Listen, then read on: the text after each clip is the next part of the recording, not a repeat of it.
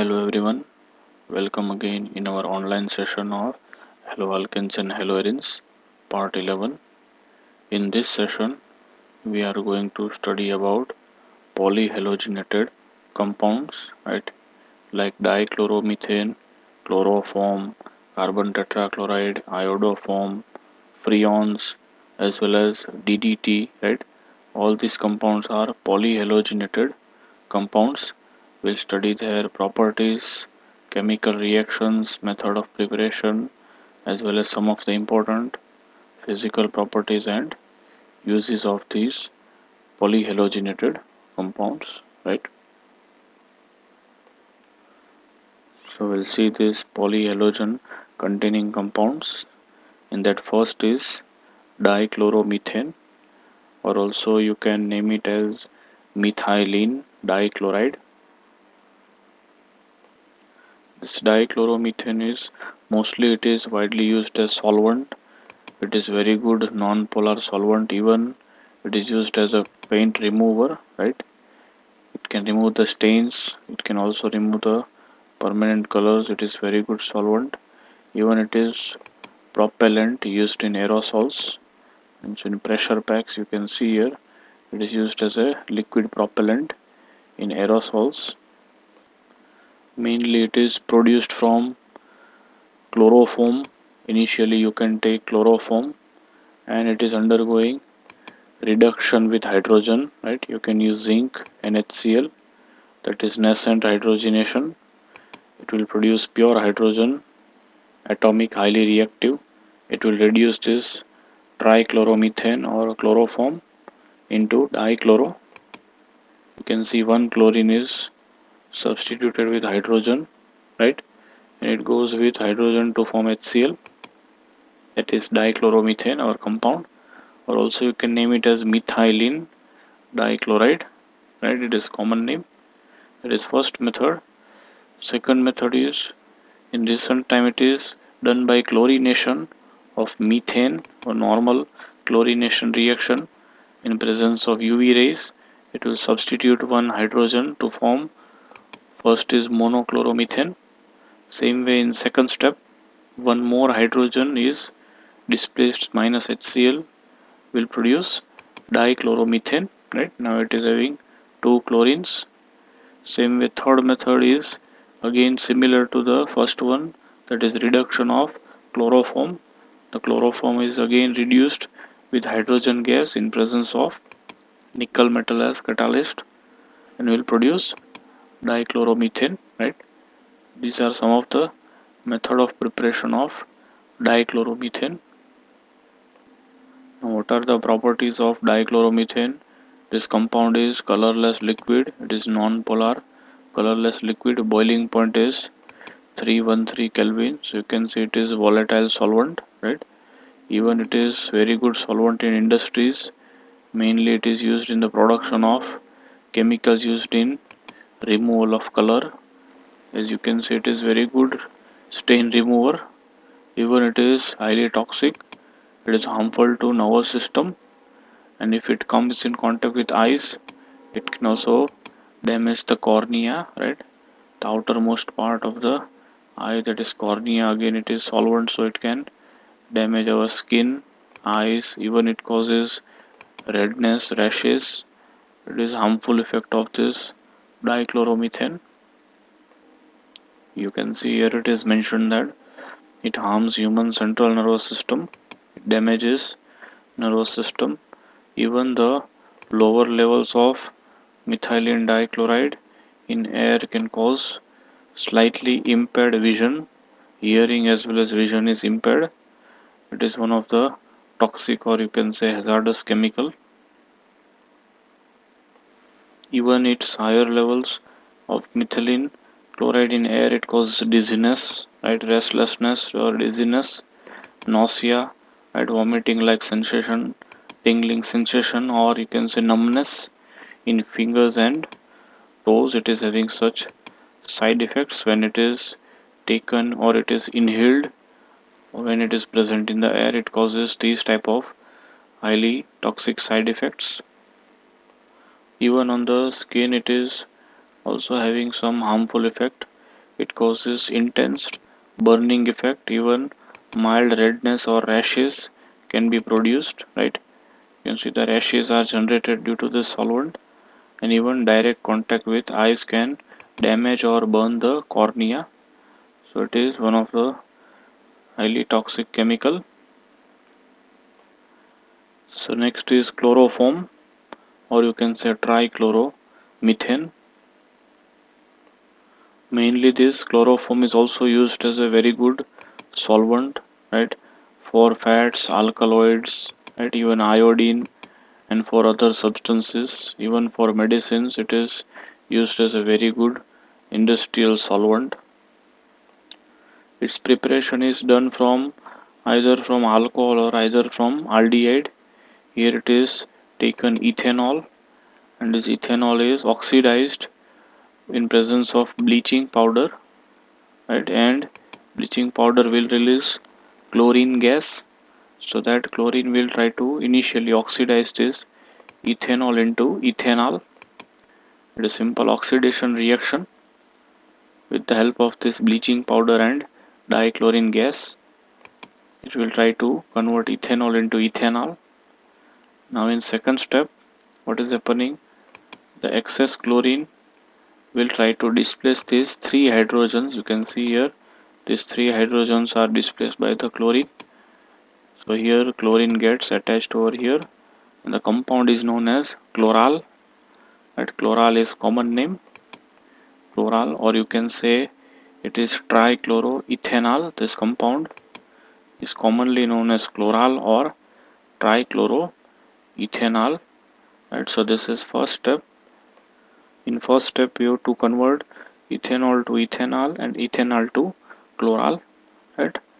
Now in second step, this chloral is reacted with calcium hydroxide, at CaOH twice, calcium hydroxide, and it will try to hydrolyze this bond between this carbon and this aldehyde group.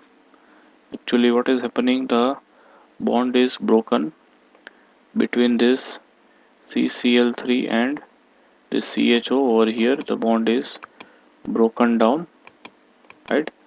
And this CHO part is oxidized and converted into calcium formate, that is HCOO twice Ca, and this CCl3 part, this much part, is converted into trichloromethane, right? So this is one of the important method of preparation. First step is oxidation and chlorination with the help of bleaching powder. Second step is hydrolysis with calcium hydroxide will produce chloral and calcium, chloroform and calcium formate, right? This is first method. Second method is from CCl4, that is carbon tetrachloride, and here we are doing reduction with hydrogen gas in presence of iron as catalyst in water. So here it will add one hydrogen and remove the chlorine to produce chloroform. So this reaction is a type of partial reduction. We are not completely reducing this compound. Only one hydrogen is added in this CCl4 to give chloroform and HCl. And this third method, third one, it is from chloral hydrate. As we have seen right now, one method was from chloral. This is from chloral hydrate. It is hydrated with water molecule, CCl3CH twice. Means actually one water molecule is associated with this chloral. It is known as chloral hydrate, and this chloral hydrate will react with concentrated sodium hydroxide solution to give chloroform as well as sodium formate. So again in this there is breaking of bond between these two carbons, just like we have seen in previous method from chloral. The bond is broken between this CCl3 and CHOH twice, and it is converting it into chloroform. Means this part of CCl3 is converted into chloroform, and this carbon, second carbon, is converted into sodium format, right, plus water molecule. And this method is important because by this method we are getting pure chloroform, right, from chloral hydrate with concentrated NaOH. This is better method to produce chloroform. What are the properties of chloroform? As we know, it is highly volatile. Even the vapor is highly combustible. There is a characteristic sweet smell of chloroform. It is a characteristic smell. Even it is soluble in alcohol as well as in ether. It is very good solvent. So itself again it would be soluble in such type of solvents. And if it is kept open in air, it produces a poisonous substance which is known as carbonyl chloride, COCl2, that is carbonyl chloride, and this is highly poisonous, which is also commonly known as phosgene. It is common name of this carbonyl chloride.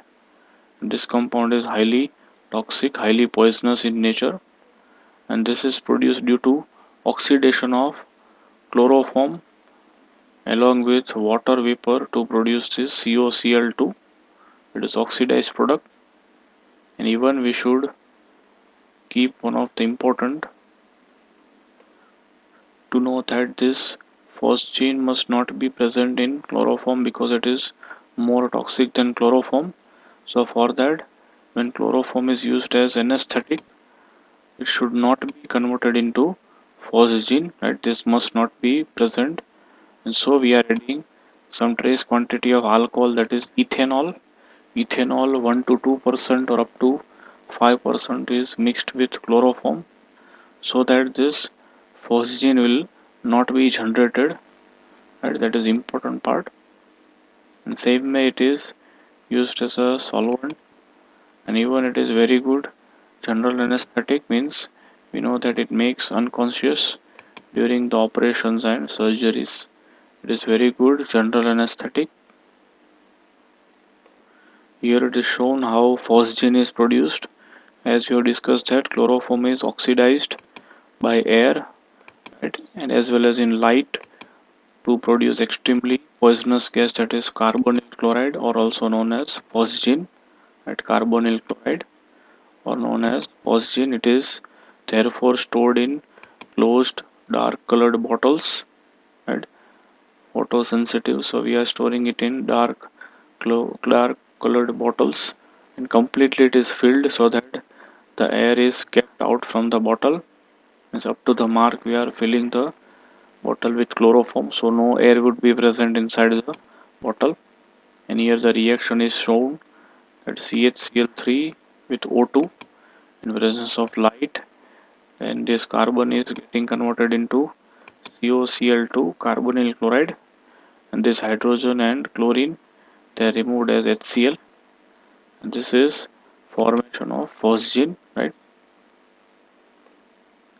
One of the important use of chloroform is to produce freons, that is chlorofluorocarbons, mainly the refrigerant known as R22. It is one of the important freon, that is chlorofluorocarbon, used in refrigerators and air conditioners. It is very good cooling agent. So the major use of chloroform is to produce these type of compounds. Even it is very good general anesthetic used in surgeries, but nowadays it is replaced by some other anesthetics like ether. You can say diethyl ether is very good general anesthetic, and even it is safer. So nowadays it is replaced with these ether compounds. Here it is showing some of the effects of chloroform. As we know, it is an anesthetic. In inhaling the vapors of chloroform, it depresses the central nervous system, right. It is one of the CNS depressant compound. The vapors which are inhaled, it will depress the CNS, and if you are breathing 900 parts per million of chloroform, that is 900 ppm per million of air particles along with this chloroform, then in short time it causes dizziness, even fatigue. Fatigue means it gets tired or it is restless behavior, and even there is headache. That is important. Side effects of chloroform: 900 ppm concentration can induce these type of side effects. Even it is highly toxic compound. It causes damages to liver if there is more concentration inside our body. Even when chloroform is metabolized to phosgene, as we have seen, phosgene is more toxic, then it is more damaging to our liver as well as to kidneys. And even some of the people, they develop sores when the skin is immersed in the chloroform, means it will try to damage the skin. It is one of the side effect of this chloroform. It is damaging to liver, kidneys, as well as even it is harmful to the skin. So these are two important polyhalogen compound. One is chloroform and another is dichloromethane, right? So in our next session we'll study some more polyhalogen compounds like iodoform, carbon tetrachloride, as well as DDT and freons, that we'll study in our next online session, right? So thank you all of you for joining this online session. Thank you. Have a nice day.